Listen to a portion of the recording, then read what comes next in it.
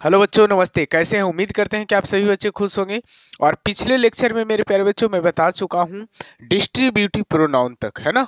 तो इस लेक्चर में मैं रेसिप्रोकल प्रोनाउन से स्टार्ट कर रहा हूं। और रेसिप्रोकल प्रोनाउन के बाद जितना भी प्रोनाउंस का टाइप था वो आज इसी क्लास में ख़त्म हो जाएगा। प्रोनाउंस आपका ख़त्म हो जाएगा। और मैं सभी बच्चों से आशा रखूँगा कि सभी बच्चों को प्रोनाउंस बेहतर ढंग से समझ में आया होगा, क्योंकि मैं प्रोनाउंस को समझाने का बहुत अच्छे तरीक़ा से प्रयास किया हूँ और मेहनत के साथ, डेडिकेशन के साथ मैं आपको समझाया हूँ। और मैं बच्चों से बार बार कहता था कि कभी भी किसी भी चीज़ को पढ़िए ना तो लिख लिख करके ज़रूर पढ़िए, एक बार कॉपी में ज़रूर आप नोट करिए। तो कई बच्चे नोट नहीं करते, सिर्फ देखते हैं मोबाइल में। तो मेरे प्यारे बच्चों, मोबाइल में सिर्फ देखने से आपका दिमाग में हमेशा के लिए सेव नहीं रह सकता है। हमेशा के लिए सेव रखने के लिए आपको कॉपी में नोट करना है। और फिर से जब क्लास ख़त्म होता है वीडियो को पूरा देख लेते हैं। उसके बाद करना क्या है कि आपको उसको रिवाइज करना है ना, एक दो बार फिर से लिखना है। लिखना तो एकदम मन बहुत है, जितना मन करे उतना लिखो, लेकिन लिखो, है ना। तो देखिएगा, आपको रेसिप्रोकल प्रोनाउन जो है वो परस्पर बोधक सर्वनाम है। इसे किसे कहते हैं रेसिप्रोकल प्रोनाउन? तो ईच अदर और वन अनदर को रेसिप्रोकल प्रोनाउन कहते हैं। ईच अदर और वन अनदर को क्या कहा जाता है? रेसिप्रोकल प्रोनाउन कहा जाता है। उदाहरण के लिए दे लव्ड ईच अदर, यानी वे एक दूसरे को प्यार करते थे। दे लव्ड ईच अदर, वे एक दूसरे को प्यार करते थे, है ना। ईच अदर के मतलब होता है ईच अदर, या वन अनदर का मतलब होता है एक दूसरे को, है ना, एक दूसरे को, है ना। तो परिभाषा से भी हम लोग को पता लग रहा है कि ईच अदर और वन अनदर का मतलब जो होता है वो एक दूसरे से होता है ना। एक दूसरे से संबंध की बात किया जाता है। परस्पर बोधक सर्वनाम, परस्पर बोधक सर्वनाम इसे हम लोग कहते हैं। उसके बाद है 9वां नंबर रिलेटिव प्रोनाउन। बच्चा समझिएगा, रिलेटिव प्रोनाउन किसे कहा जाता है? संबंधवाचक सर्वनाम। संबंधवाचक सर्वनाम ऐसे सर्वनाम है जो दो वाक्यों को जोड़ने का काम करता है और किसी व्यक्ति या वस्तु के बारे में अधिक जानकारी देता है ना। रिलेटिव प्रोनाउन जो है वो वैसे सर्वनाम को कहा जाता है, वैसे सर्वनाम को रिलेटिव प्रोनाउन कहा जाता है जो दो वाक्यों को जोड़ने का काम करता है ना। जो दो वाक्यों को जोड़ने का काम करता है उसे हम लोग क्या कहते हैं? रिलेटिव प्रोनाउन कहते हैं, है ना। अब यही रिलेटिव प्रोनाउन कभी कभी बच्चा, यही रिलेटिव प्रोनाउन जो है ना वो आपका बन जाता है क्या? इंट्रोगेटिव प्रोनाउन बन जाता है। यही रिलेटिव प्रोनाउन क्या बन जाता है? इंट्रोगेटिव प्रोनाउन बन जाता है। अब कैसे यही रिलेटिव प्रोनाउन इंट्रोगेटिव प्रोनाउन बन जाता है, आपको मैं सारा चीज डिटेल से बताता हूँ। देखिए कैसे बन जाता है। देखिए, हु का प्रयोग हम लोग प्रश्न पूछने के लिए भी करते हैं, और हु का प्रयोग जो है दो वाक्यों को जोड़ने के लिए भी करते हैं, है ना। दैट का प्रयोग हम लोग प्रश्न पूछने के लिए भी करते हैं, और दैट का प्रयोग बच्चा दो वाक्यों को जोड़ने के लिए भी करते हैं। तो हम अभी जो है रेसिप्रोकल प्रोनाउन रिलेटिव प्रोनाउन के लिए मैं परिभाषा आपको बताया कि जब दो वाक्यों को जोड़ने का बात किया जाएगा तो उसे हम लोग को रिलेटिव प्रोनाउन कहना है। जब दो वाक्यों को जोड़ने का बात किया जाएगा तो रिलेटिव प्रोनाउन होगा।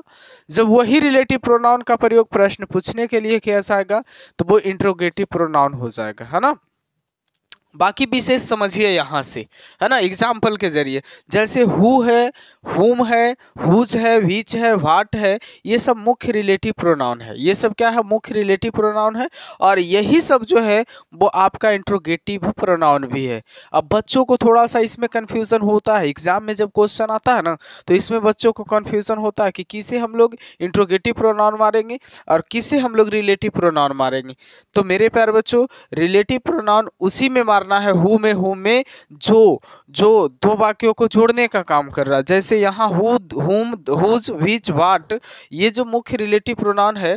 जैसे this is the book, this is the book was given to me, the book was given to me, this is the book.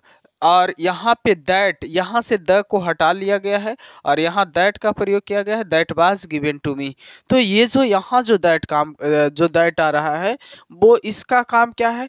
इसका काम है कि ये दो वाक्यों को जोड़ा, ये दो वाक्यों को जोड़ने का काम किया।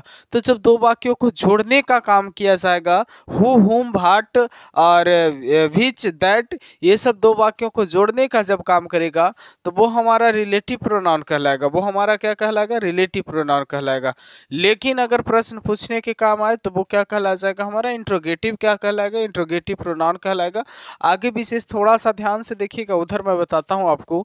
जैसे नोट में हु, विच, हुम, हुज और व्हाट का प्रयोग प्रश्न पूछने के लिए किया जाता है, तब उसे इंट्रोगेटिव प्रोनाउन कहते हैं। क्या है, हु, विच, हुम, हुज और व्हाट का प्रयोग प्रश्न पूछने के लिए किया जाता है तो उसे हम लोग इंट्रोगेटिव प्रोनाउन कहते हैं ना। मैं बार बार आप लोगों से बोल रहा हूँ कि जब ये दो वाक्यों को जोड़ने का काम आए तो इसे हम लोग रिलेटिव प्रोनाउन कहेंगे, और ये जब प्रश्न पूछने के काम आए तब इसे हम लोग क्या कहेंगे, तब इसे हम लोग इंट्रोगेटिव प्रोनाउन कहेंगे, है ना, इंट्रोगेटिव प्रोनाउन कहेंगे। इसी दोनों केस में हम लोग रिलेटिव प्रोनाउन भी कहेंगे और इंट्रोगेटिव प्रोनाउन भी कहेंगे। जब प्रश्न पूछने की बात आए तो इंट्रोगेटिव प्रोनाउन हो जाएगा, है ना, और जब दो वाक्यों को जोड़ने का बात आ जाए तो वो रिलेटिव प्रोनाउन हो जाएगा। कंठस्थ हो गया होगा आप लोगों को, कन्फर्म हो गया। एक बार आप लिखिए और लिखने के बाद थोड़ा सा कन्फर्म होने का प्रयास करिए। 10वां है आपका इंट्रोगेटिव प्रोनाउन, प्रश्नवाचक सर्वनाम। प्रश्नवाचक सर्वनाम जिस प्रोनाउन का प्रयोग प्रश्न करने के लिए किया जाता है, जिस प्रोनाउन का प्रयोग प्रश्न करने के लिए किया जाता है उसे इंट्रोगेटिव प्रोनाउन कहते हैं। उसे क्या कहते हैं, इंट्रोगेटिव प्रोनाउन कहते हैं, है ना। जैसे हु आर यू, तुम कौन हो, इसमें प्रश्न पूछने का बात किया जा रहा है और हु का प्रयोग जो है वो प्रश्न पूछने के लिए हम लोग कर रहे हैं। तो जब हु का प्रयोग हम लोग प्रश्न पूछने के लिए करेंगे तो उसे हम लोग क्या कहेंगे, इंट्रोगेटिव प्रोनाउन कहेंगे। क्या कहेंगे, इंट्रोगेटिव प्रोनाउन कहेंगे। जैसे व्हाट है, व्हाट इज योर फादर, है ना, तो यहाँ पे भी प्रश्न पूछने का काम किया जा रहा है। तो जब व्हाट का प्रयोग या हु का प्रयोग या दैट का प्रयोग, है ना, या होम का प्रयोग जब प्रश्न पूछने के लिए किया जाता है तब उसे हम लोग इंट्रोगेटिव प्रोनाउन कहते हैं, तब उसे हम लोग इंट्रोगेटिव प्रोनाउन कहते हैं। बाकी अगर संबंध बनाने के लिए किया जाता है तब उसे हम लोग जो है वो रिलेटिव प्रोनाउन कहते हैं।